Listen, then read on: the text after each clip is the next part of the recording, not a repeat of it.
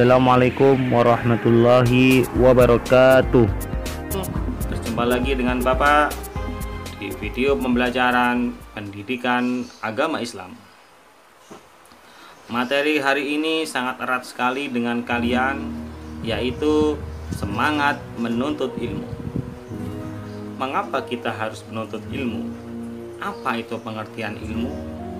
Apa itu tujuan kita mencari ilmu? Kemudian hikmahnya apa? Nanti akan Bapak terangkan dalam video Bapak. Oleh karena itu, jangan kalian tinggalkan video ini sedetik pun, karena video ini sangat menarik. Sebelum kita mulai, mari kita berdoa dahulu dengan tujuan semoga ilmu yang kita dapatkan bermanfaat dan barokah. Berdoa dimulai. Selesai. Oke anak-anak, ingat dengan jargon SMK.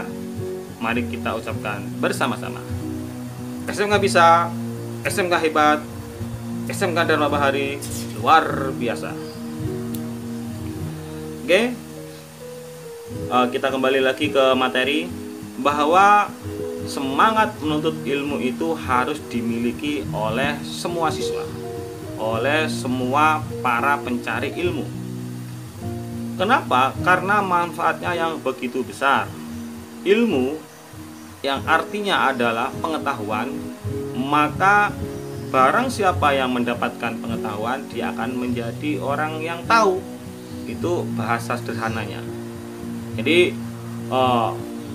kalau kita tidak bisa menghitung matematika, tambahan matematika, pengurangan matematika, diajarkan oleh guru kita. 2 tambah 2 sama dengan berapa? Sama dengan 4. 4 tambah 4 sama dengan berapa? Sama dengan 8. Nanti ilmu yang kita dapatkan itu sangat berguna kalau kita jadi pedagang. Nah, itu manfaatnya. Nabi Sulaiman alaihissalam pernah ditawari oleh Allah. Waktu itu Allah bertanya, "Ya Sulaiman, aku kasih engkau 2 pilihan. Pilih mana engkau? 1 ilmu, 2 harta atau dunia?" Dengan tegas Nabi Sulaiman menjawab, "Ya Allah, saya pilih ilmu ya Allah." Maka apa yang terjadi? Setelah Nabi Sulaiman memilih ilmu, maka Nabi Sulaiman bisa sekaligus menguasai harta, bisa sekaligus menjadi raja paling kaya di dunia. Artinya dalam kisah itu bahwa dengan ilmu yang dimiliki, maka seseorang bisa menguasai dunia, seseorang bisa menggenggam dunia. Itulah ilmu. Jadi perbedaan ilmu sama harta adalah kalau ilmu kita nanti akan dijaganya kalau kita memiliki ilmu, tetapi kalau kita memiliki harta, kitalah penjaganya. Makanya ayo semangat mencari ilmu supaya cita-cita kalian nanti tercapai. Itu yang Bapak sampaikan. Sebelumnya jangan lupa juga video ini di like dan di subscribe supaya Bapak bisa membuat konten-konten yang lebih baik. Oke anak, mari kita masuk ke materi inti.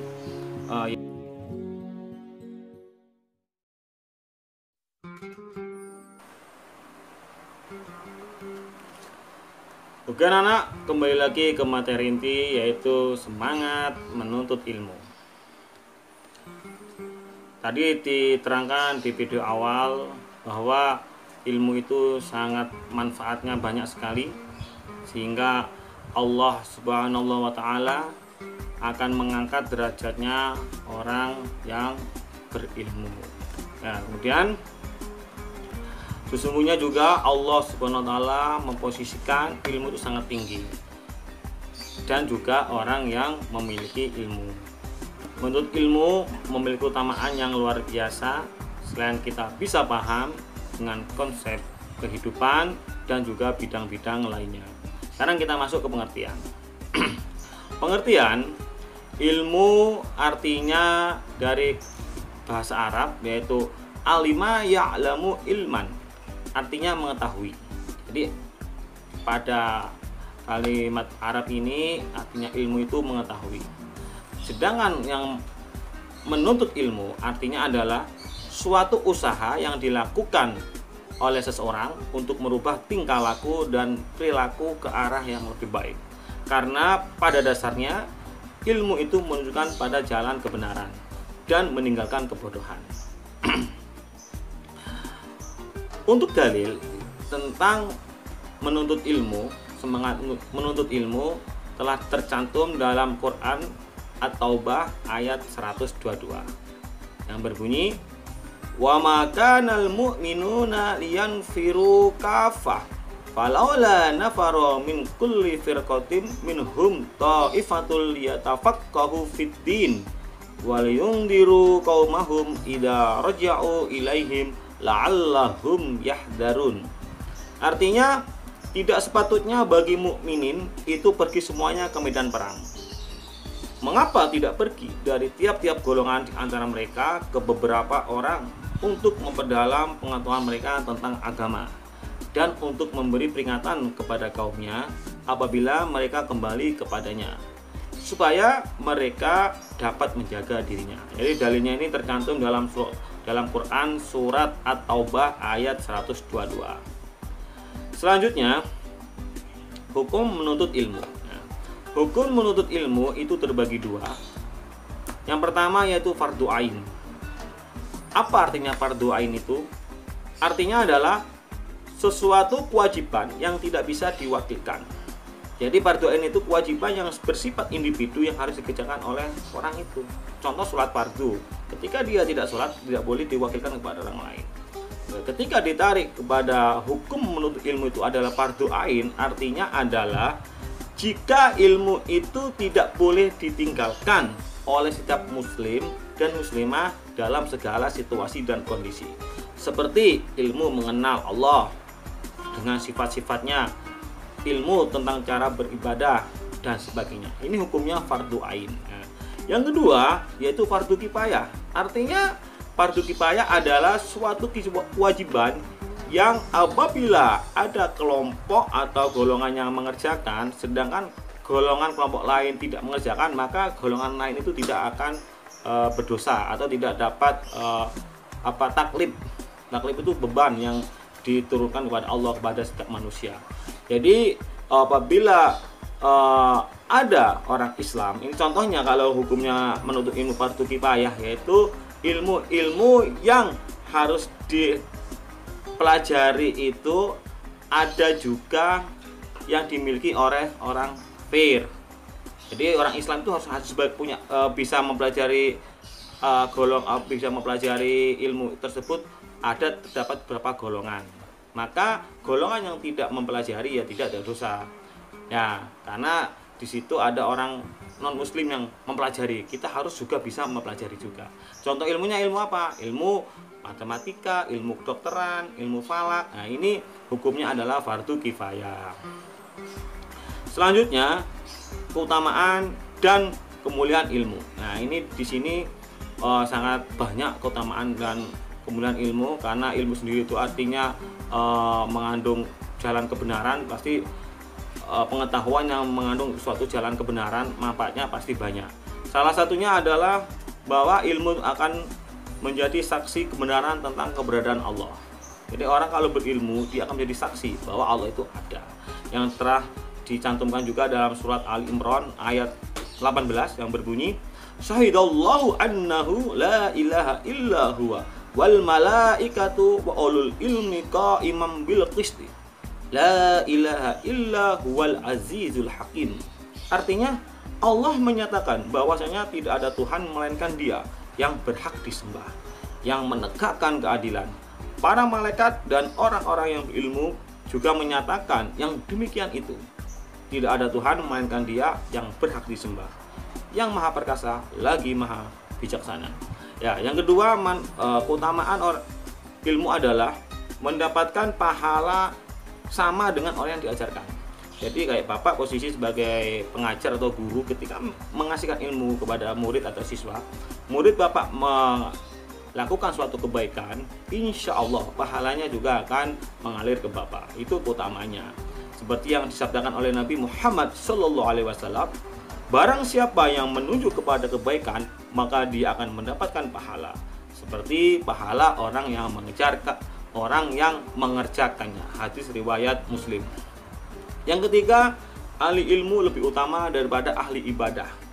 Ini diterangkan atau disabdakan oleh Nabi Muhammad SAW dalam hadisnya, sesungguhnya keutamaan orang yang berilmu dibanding ahli ibadah seperti keutamaan bulan di malam purnama dibandingkan seluruh bintang-bintang. Jadi posisinya ahli ilmu itu seperti bulan purnama, sedangkan ahli ibadah seperti bintang-bintang, yang mana sinarnya, cahayanya lebih terang bulan purnama. Yang keempat utamanya adalah ilmu menjadi jalan kita menuju ke surga. Jadi kalau kalian kepingin masuk surga, carilah ilmu, karena di situ akan menyebabkan suatu jalan yang sangat mudah. Seperti yang disabdakan oleh Nabi dalam hadisnya, barang siapa yang menempuh perjalanan untuk mencari ilmu, maka Allah mudahkan jalannya menuju surga. Yang kelima, manfaat atau keutamaan ilmu yaitu orang yang berilmu akan diangkat derajatnya oleh Allah. Ini jelas, karena begitu mulianya orang yang berilmu, maka Allah akan menaikkan derajatnya, menaikkan derajatnya. Seperti yang dicantumkan juga oleh Allah dalam Quran surat Al-Mujadilah ayat 11, yang artinya Allah mengangkat orang beriman dan memiliki ilmu di antara kalian beberapa derajat, dan Allah mengetahui apa yang kamu kerjakan. Jadi manfaat ilmu ini sangat banyak. Ini Bapak hanya menjelaskan 5 saja. Selanjutnya, etika dalam menuntut ilmu. Ini penting. Ya, etika ini supaya kalian bisa tahu apa saja yang harus dilakukan oleh murid atau para pencari ilmu dalam belajar. Pertama, luruskan niat. Meluruskan niat bahwa niat dari rumah untuk mencari ilmu, datang ke sekolah, ya apa niatnya? Karena Allah Subhanahu wa Ta'ala. Karena saya ingin menghilangkan kebodohan, itu niatnya. Yang kedua, bersikap hormat kepada guru. Ini penting karena guru di sini adalah pengajar yang mengajarkan kepada kalian, yang membuat kalian tahu, yang bisa menunjukkan kalian kepada suatu pengetahuan atau juga bisa pada suatu kebenaran. Maka guru janganlah kalian buat kecewa, atau yang lebih parah lagi kalau kalian buat guru sakit hati. Karena kalau sudah kalian membuat gurunya sakit hati, ini bisa nanti dampaknya Allah juga akan ikut murka. Karena guru sama saja ketika dia mengajarkan ilmu kepada murid sebagai orang tua.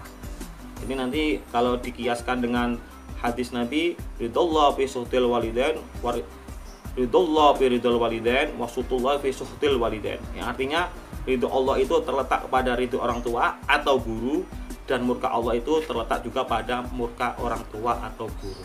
Jadi kalian harus hormat dan takdiman kepada guru. Yang ketiga, awali akhiri ketika kita menuntut ilmu dengan doa, karena doa itu akan memudahkan setiap usaha kita. Lanjut. Yang terakhir, kiat menuntut ilmu. Ya, kiat-kiat itu apa saja yang harus kita lakukan dalam mencari ilmu? Pertama, penuhi etika yang Bapak terangkan tadi. Dari etika menuntut ilmu kita penuhi. Yang kedua, hindari perbuatan maksiat. Kenapa? Karena perbuatan maksiat itu menyebabkan kita tidak fokus dalam mencari ilmu. Jadi niatnya lurus, yaitu mencari ridho Allah dan kepingin menghilangkan kebodohan. Yang ketiga, mengamalkan ilmu yang sudah didapat. Jadi ilmu yang kita dapatkan janganlah kita simpan sendiri, tidak boleh kita pelit ilmu, tapi kita share, kita bagikan kepada orang lain. Karena juga tadi diterangkan kalau kita mengamalkan ilmu, kita akan mendapatkan pahala dari yang kita ajarkan. Selanjutnya yaitu memiliki semangat, kesungguhan, dan tidak mudah putus asa. Ya, jadi kita janganlah menyerah apabila kita menghadapi kesusahan dalam mencari ilmu. Terus berjuang, insya Allah kalian akan sukses. Itu yang Bapak sampaikan dalam materi ini. Mudah-mudahan kalian mengerti dan memahami, dan untuk tugas-tugasnya akan Bapak sampaikan setelah video ini. Tetap semangat mencari ilmu, karena ilmu adalah jalan kemudahan, jalan kebahagiaan kita di dunia dan di akhirat. Assalamualaikum warahmatullahi wabarakatuh.